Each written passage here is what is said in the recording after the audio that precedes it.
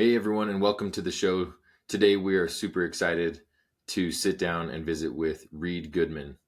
You know, you hear a lot in the world of business and just out there in general, people talking about people who really care. And as cliche as that is the best way that I can describe Reed Goodman, someone who really cares. And so as we sit down with him today, you'll definitely be able to get some awesome insights into how Reed lives his life and runs his business in a way that really demonstrates that he cares. Enjoy. Welcome to the Everyday Leader Podcast. Leadership is a choice. Join me, Matt, and my co-hosts Drew and Tate each episode as we break down how to lead powerfully in your family, team, and organization. Welcome to today's episode of the Everyday Leader Podcast. Myself, Drew Norton, and Matt Harrington. We're super excited to have a close friend of ours, Reed Goodman. He's a successful entrepreneur, has built a pretty amazing business. And Reed, we're happy to have you today and talk a little bit about your journey and your views on leadership. Yeah, super excited to be here. Thanks for having me. Yeah, so I guess for our listener who may not know who you are, maybe just take a minute and tell us who you are, where you're from, your background, and what you do right now. Yeah, so I grew up in Thatcher, pretty close to where we were all living just recently until it's in Arizona. Took off to Utah. Yeah, in Arizona, and really small town, but lots of fun people, lots of good resources. Graduated from Thatcher High School. I went on a 2-year service mission to Argentina. When I got back, I went to Eastern Arizona College for 2 years, and then I transferred to BYU, Idaho. And I ended up getting my bachelor's degree in business from BYU, Idaho in 2022. And during each summer I'd go to school in the fall and the winter, and then I'd have the summers off. And so I would go and do summer sales. And I did that for all through college. And then after college, I continued doing sales. And now I've kind of made it into a mini career is what I like to call it. That's awesome. And for the listener that's like, oh, I'm going to turn this off if this is about sales or sales bros or whatever. This Reed is a unicorn when it comes to this stuff. And he's done things in that world that are just like really remarkable and done them the right way, or in a way that really works and is powerful and honest and authentic. And so if you're not inclined to listen because of that, stay on, keep listening, because Reed will have like some really awesome nuggets that he's going to share about his journey. So tell, like, for those that may not have any experience or know kind of what door-to-door and summer sales looks like, paint a little bit of a picture of what that looks like and what that would be like for someone who's never done it. Yeah, it's a group of 18 to 25-year-olds that go out to a different state, to a random state that they're not from, for 4 to 5 months during the summer. And they sell, for me, I've sold pest control, I've sold dish TV, I've sold solar. And you all live in the same apartment complex. You go out and you knock for 7-8 hours a day.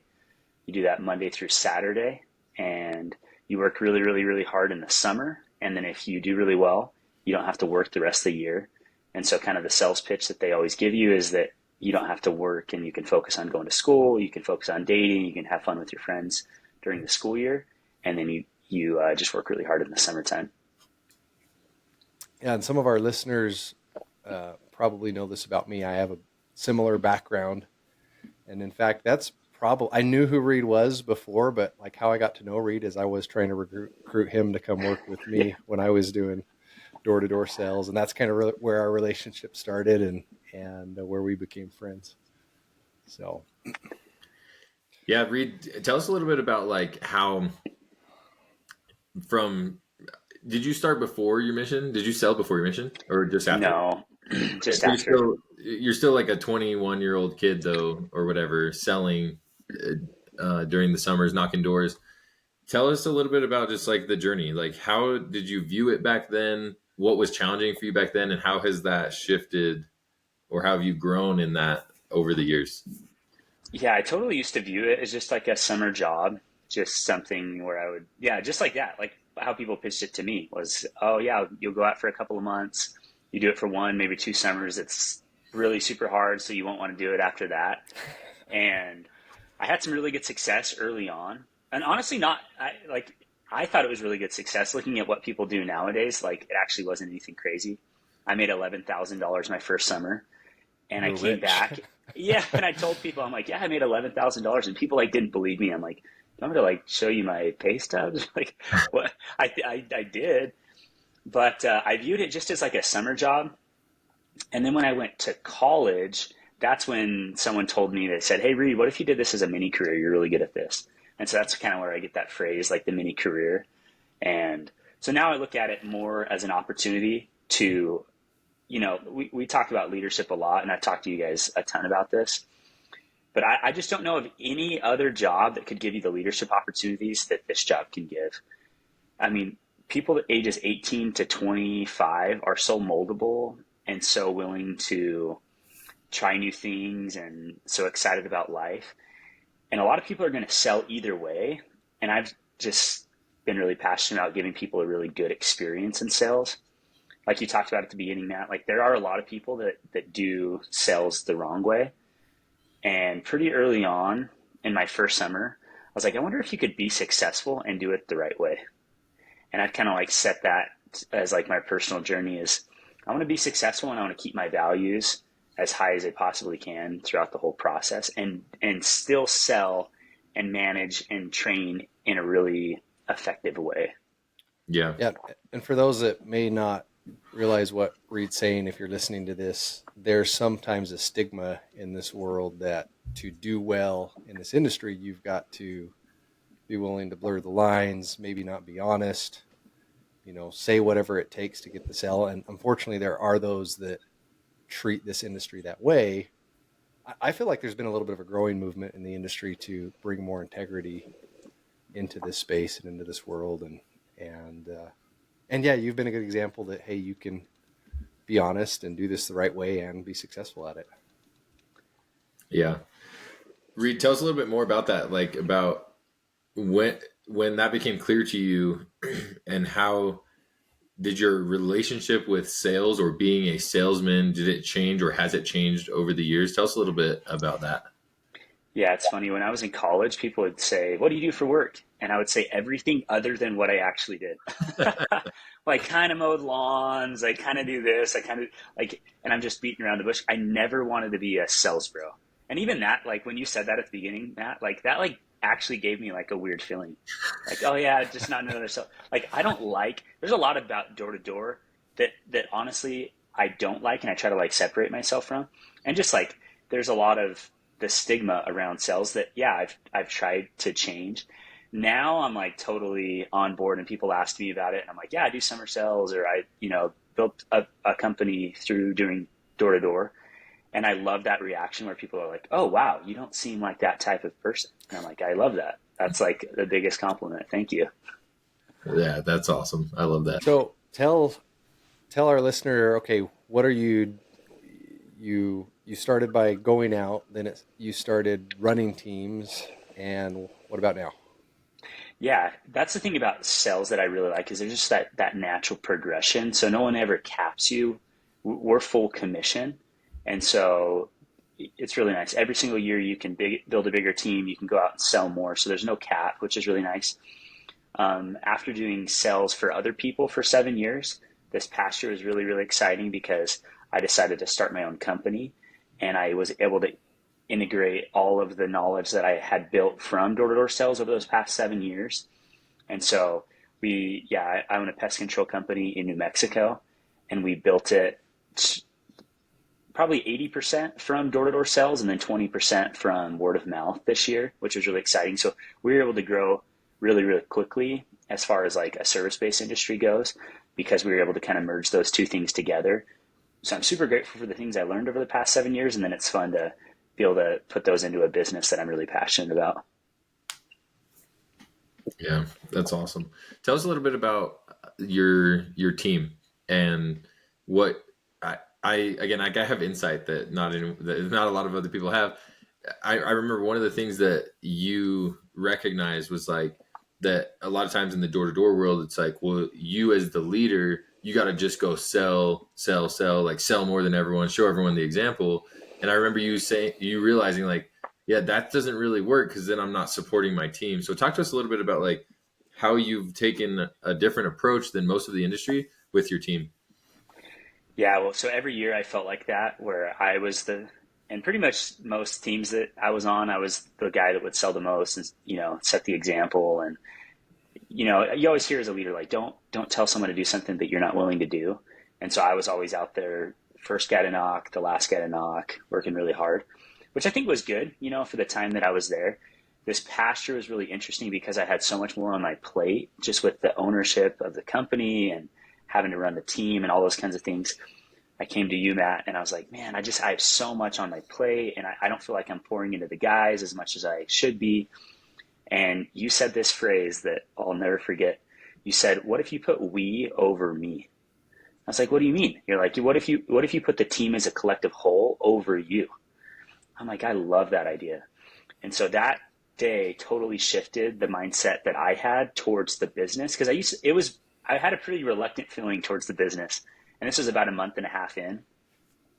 When I switched it, it was really fun because instead of me feeling like I had to go prove things to other people, I kind of took it as, hey, if my reps and my employees do really, really well, that's the win for me. And I didn't only try to do that with me, but we also talked about that all the time as a team. And so how could we put each other in, over ourselves as individuals? And that's just totally not common in this space. Drew probably knows that. It's a really cutthroat, work environment a lot of times with sales where it's just so competitive. And so this year, yeah, I really liked the idea of putting the we over the me. And our team, pretty much since that day that I made that transition, our growth was, a lot faster. Yeah, that is awesome.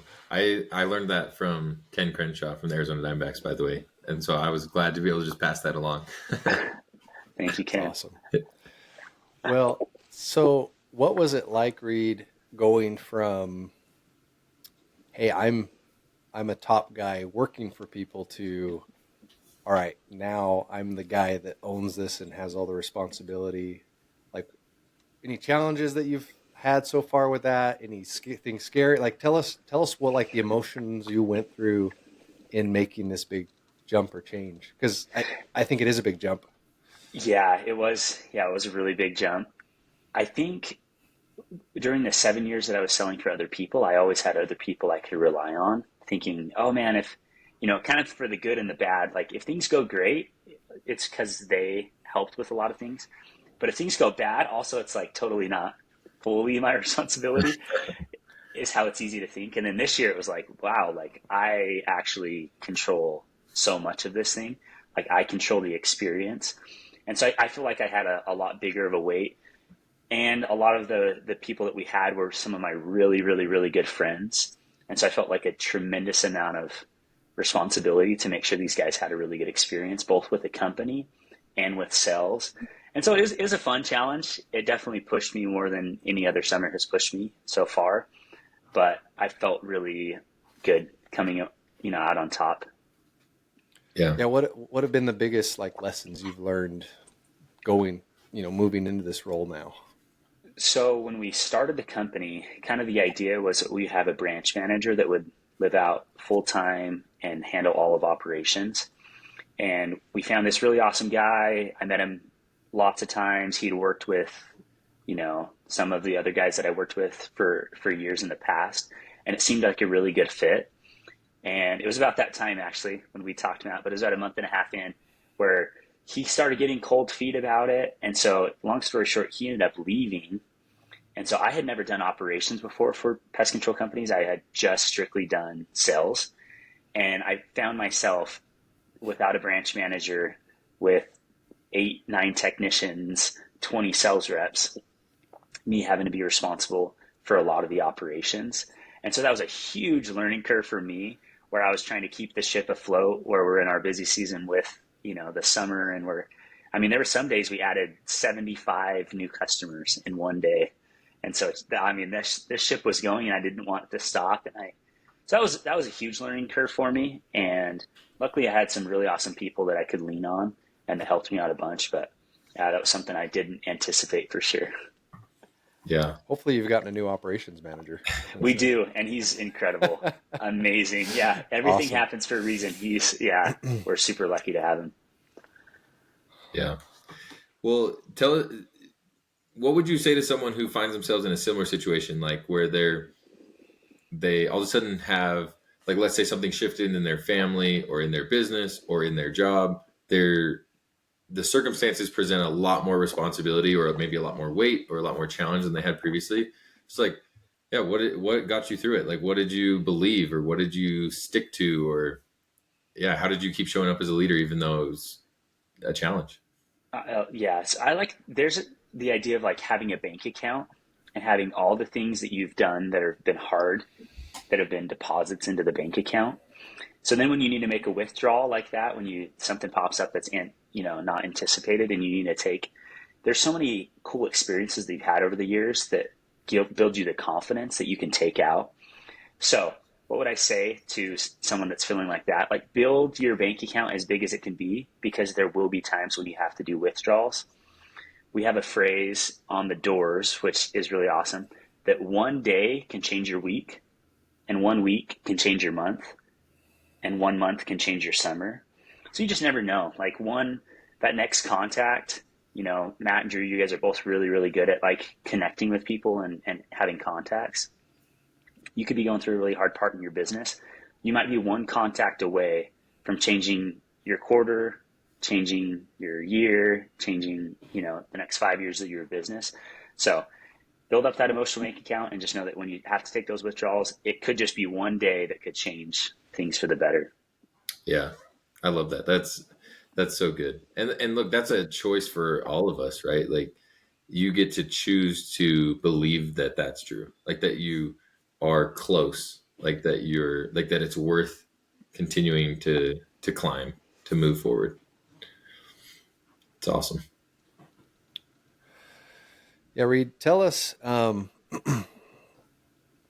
if someone was in a position where they want to go out and start their own thing or create their own business, like, what advice would you give to someone who's on that side of things, where maybe they're not where you're at, but they're thinking about it? And what advice would you give to somebody that's like ready to take the leap into entrepreneurship or starting their own business? Yeah, that's a really good question. I think a lot of people talk that it's scarier than it actually is. And I know that's like really controversial, because a lot of people say like, "Oh, Reed, I bet it wasn't as easy as you thought it was going to be." No, but like it's also not as hard as you kind of think that it's going to be. So I think just do it. And another thing is, pick a company or somebody that's already in your field that's doing what you want to do, and try to copy them to the T. And don't be afraid to partner with somebody that knows what they're doing as well. So luckily for me, I have a partner that owns a massive pest control company in Seattle, Washington. They're the largest pest control company in Seattle. They do over $22 million a year in recurring revenue. And so to me, it doesn't seem as scary, because I'm just trying to mimic exactly what they're doing. And then there's some other companies that I really, really like. Hydra Pest Control in the Gila Valley, I try to copy a lot of what they do. Green Mango Pest Control up in the Phoenix Valley, I love a lot of what they do. And so you don't have to be the first one to do most things nowadays. You can just pick something that you like and just try to copy it as closely as you can. That's real. I love what you said there, Reed, about just it's not as scary as you think. I mean, what is it about that? Do you think we just make things out to be worse than they really are? Like, what is it? I mean, were you afraid when you were doing this, and then realized, oh, it's not as bad as I thought? Like, yeah. I don't know, what are your thoughts on that? When I was doing sales, I kind of have like this joke that we talk about a lot in sales, and I think it applies directly to this. It's like, in sales, we know that whatever just happened to you that day wasn't that crazy, but we're not going to fact check each other when we're going to like exaggerate the story just a little bit. So I'll tell you like an example of that. So you knock on the door and some lady comes out and she says, "Hey, get off my property," but in a nice way. that the next day you go to correlation and you tell your team, this lady grabbed me by the shirt. She pointed right in my face and said, if I ever see you again, I'm gonna, you tell this crazy story. And so we have this joke that no one will like, we don't have to tell the total, like you can totally exaggerate your stories a little bit. And so I think what happens is like you get home and like someone's like, how was sales, or how's this going? And you almost feel the need to like exaggerate it to where it sounds like a lot cooler than what it actually was. And so I think a lot of times in business, it's like, well, how is it starting a business? Oh my gosh, my back's up against the wall. I had no money in my bank account. The IRS is knocking at my door. And it's like, it's totally exaggerated, but it's like no one's going to like, I don't know if that makes any sense, but I think that happens a lot of times. And it's kind of a way that we pat ourselves on the back, like, man, I did something so hard that nobody else would be able to do. When in reality, it's like, oh my gosh, I mean, how many business owners are there that are being successful? I know we focus on the guys that aren't as successful, but people are doing it all day long in the city that you live in. And it's like, if they can do it, you can also do it as well. And so I think that's where a lot of it comes from. And a lot of people, I like this phrase where you overestimate what you can accomplish in a year, but you underestimate what you can accomplish in 5 years. And you can even do that for, say that you're going to over accomplish stuff in a month, but so I think that happens a lot of times too, is people try it really hard for 2, 3, 4 months. It might not go the way that they want it to go. And then they have one of those stories that they try to scare other people about. That's awesome. Yeah, that is so good. I think that's great. Like that it's not, we do like in our society, we like glorify or celebrate almost like the crazy stories. And they are awesome, right? I mean, those are the ones that make it on a lot of the podcasts and make it on a lot of the movies or documentaries. And it's cool. It's inspiring. And yeah, I love this. Like not every journey gets you in dire straits before you succeed. And sometimes things work out pretty like simply. So I think that's awesome. Yeah, it's really funny you say that. And I'm going to butcher where this comes from. So if you're listening, maybe Google this and fact check me. But I heard earlier this year this story about 2 different leaders that went to Antarctica. And one has this crazy story about all these challenges and everything that happened. And the point they made at the very end is like, the one that gets all the publicity actually wasn't the good leader because of all the bad that happened and really went on. And the one that really was succeeding and that was actually a pretty boring story, but the story was boring because their leadership was great. So that's just like what it brought to mind as you were telling those stories, that maybe the person that tells you all that, the scary stuff, maybe they have some work to do if it's not just an exaggeration. So yeah, find somebody boring to go emulate. Yeah.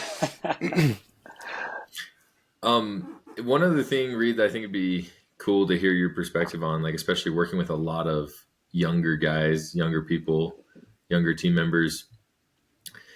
What have you seen work to try to help inspire them or try to help them maintain a certain level of like self-confidence? Because obviously like on the doors, it's just a very grinding, sometimes demoralizing type of work or experience. So yeah, what have you seen work with helping those young people stay motivated, stay confident, believe in themselves? Would love to hear some of your insights there. Yeah, I think in life, there's so much that you can't control, right? Like you can't control the weather. Sometimes you can't control what someone's going to tell you the other side of the door. And so we focus on 3 things that you totally can control in sales. And this has helped me be able to stay in the sales game for so long. And I think it's been able to help so many of my sales reps stay in it. But the first is working as hard as you can. The second is staying self-motivated. And the third is having fun. So I'll break those down for you just a little bit. But working as hard as you can, that's like totally an individual thing. And so working as hard as you can in whatever that is, like my working as hard as I can is a little bit different than Drew. And it's a little bit different than Matt. So it's inside, am I working as hard as I can? The second thing is staying self-motivated. That's a huge thing for sales reps. because we think that we need the, YouTube video in the middle of the day to get us going again, or we need to like call some person and they're going to give us some crazy advice that is going to inspire us to keep going. When in reality, it has to come from within. Like, what can motivate me from within? So working as hard as you can, staying self-motivated. The third thing is having fun. And maybe the reason why I have like this lighthearted feeling towards like a business, and don't get me wrong, like I totally invested pretty much all my money into this business. It's like, I'm pretty much like I'm all in. But it's like, you have to have fun, whether that's out on the doors, someone says something to you and you just laugh it off, or you shoot the breeze with an old guy that's telling you a crazy war story, or you take a funny picture with something you see on the doors. But just in life, if you're not having fun, I don't care what you're doing. And so those three things, when people come to me and they say, hey, Reed, I just don't know if I can knock today, or yesterday was a really hard day, or I will always go back to those three things. I'll say, well, were you working as hard as you can? Yeah, no, I really was. Were you staying self-motivated? Oh, no, like halfway through the day, I had to call my friend and try to get him to motivate me. Or are you having fun? Like, no, man, I'm having no fun. So it's like, if you can do those three things, you can be successful on the doors. And if you can be successful on the doors, you can be successful in life. And so, I don't know, we had a really big poster of those three things in our office. And so when people ask me that question, which I get that question a lot, just having, at this point, I've had over 100 door-to-door reps that I've trained personally, recruited and trained. And I just think that that's some advice that has helped countless people over the years. So I got a question, Reed. Mm-hmm. Sales can be super monotonous. And I mean, that could apply to so many different businesses or industry or things that you do. How do you have fun in something that's monotonous? Like, how do you make something fun? Yeah, that's funny, because when people ask you about this job, I say the one thing that it's not going to be is boring. Because, yeah, you do a similar pitch, but people are so fun to, like, I love seeing what's on the other side of the door. And so I think that's what's really fun, is like, as you get better, you can sell more, you make more money, which is more fun. But it's like just those little interactions during the day. It's like, if you worked just a different job where you were doing the same thing every single day, same types of customers, it's like, this job is so different. You're in different states a lot of times, and you're in different neighborhoods that you grew up in. And so that's the thing that I think is fun. It is so fun being together as a team as well, because when we do get back and tell these stories, whether they're a little bit embellished or not, they are so funny. And it's like, no way, that's crazy that happened to you, and all those kinds of things. So definitely that's really fun. We do a lot of incentives. So almost every single day I have my reps out there. We have some sort of an incentive going on. And so people are working. It's actually crazy. You could get, $300-400 on a sale, or if you sell 5 deals, you get a pair of socks. And people are more excited about the pair of socks than the $2,000 they just made. It's like, so when are my socks coming in? And so we do a lot of that kind of stuff, a lot of incentives to make it fun, a lot of competitions too. That's awesome.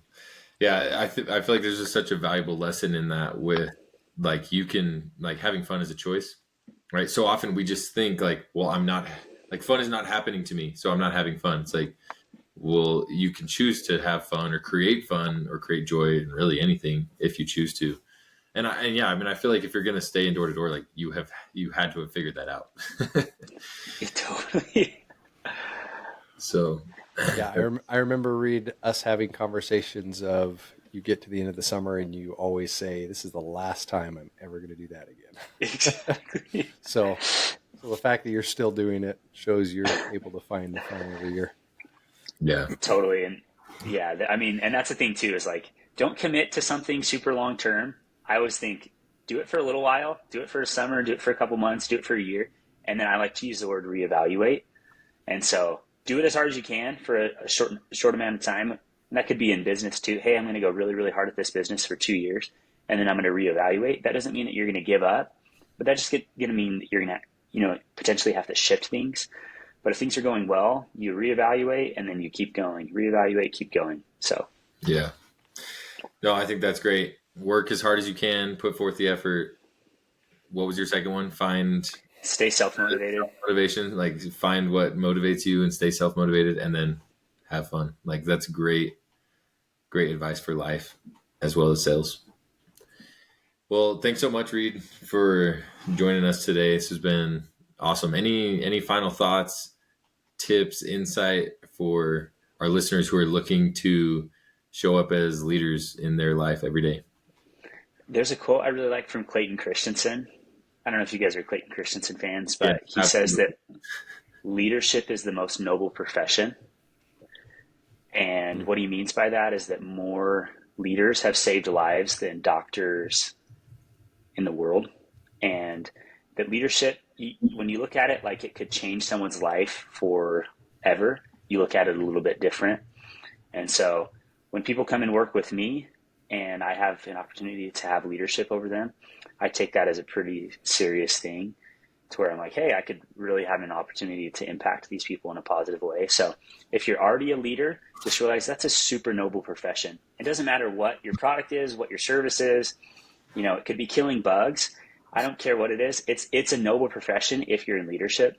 And so if you want to have a big influence on people, get into leadership. Be a leader now. And if you already are a leader, which, you know, like we talked about, everyone is a leader in a different way. But it's like, just realize that you really do have an opportunity to either save someone's life or drastically improve their life. And so just take that seriously. Yeah, that's awesome. Maybe one follow-up question to that, Reed. What, if someone's new to leadership, where would you encourage them to get started? Any books? I mean, is following this, I don't know who Clayton Christensen is, so I'm going to have to look him up. But yeah, what recommendation would you give to someone who wants to be a better leader where they're at right now? I would get involved with these two guys. I don't know if you've heard of them. It's Drew Norton and Matt Harrington. Literally the two best guys that could teach about leadership right here. And so your guys, connecting with you guys would be an amazing place to start. They always say that in 2025, you can know anything you want about leadership. I get to listen to, I like the owner of Green Mango, like I said, I get to quote unquote talk with him as often as I want to, because I listen to all his podcasts.